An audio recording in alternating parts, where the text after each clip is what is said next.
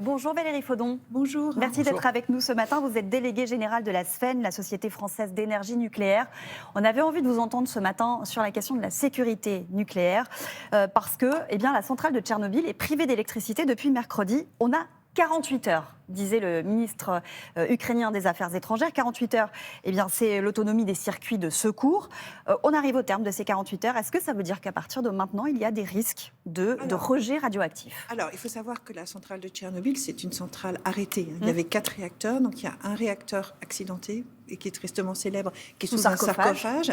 Et sur les 3 autres réacteurs, le dernier s'est arrêté en l'an 2000. Donc ce qu'on a, c'est qu'en fait, on a des combustibles usés de ces réacteurs qui sont dans une piscine et qui ont maintenant refroidissent depuis 22 ans. Donc ils sont relativement froids, enfin ils sont à 50 degrés.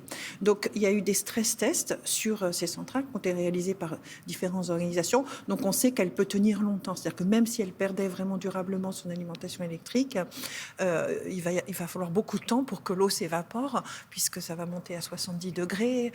Et même si ça s'évaporait complètement, la température ne serait pas suffisante pour justement endommager réellement ces combustibles. Donc on est relativement confiant. D'autant plus que hier, l'Agence internationale de l'énergie a annoncé que peut-être l'électricité aurait été rétablie. Elle n'était pas vraiment en mesure d'avoir vérifié cette information et de la confirmer. Donc on est relativement confiant. Le problème, c'est que vous parlez d'être en mesure de vérifier. On n'est pas en mesure de vérifier grand-chose en ce moment à Tchernobyl parce que la mesure, par exemple, des taux de radioactivité, tous ces appareils-là ne fonctionnent plus. Ah oui, alors c'est surtout que la communication n'est pas bonne avec les équipes du site.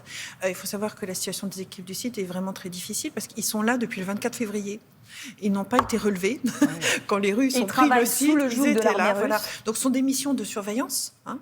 Il n'y a pas d'opération à mener, mais on sait que le moral est très bas. Avec des potentiels risques de défaillance humaine ?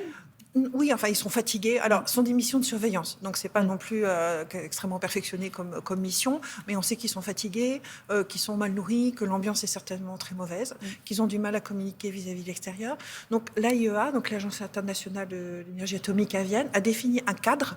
Et hier, son directeur général était en Turquie pour négocier avec le ministre des Affaires étrangères russe et le ministre des Affaires étrangères ukrainien pour savoir comment justement mettre en œuvre ces conditions. Dans ces conditions, il y a évidemment le fait que le site doit être lié à au réseau électrique, mais il y a aussi le fait que le personnel doit être autonome, il ne doit pas prendre ses ordres des forces militaires russes. Il doit y avoir en effet les réseaux de surveillance qui sont en place. Voilà, il y a en tout 7 conditions qui doivent être respectées. Donc les négociations ont réellement commencé.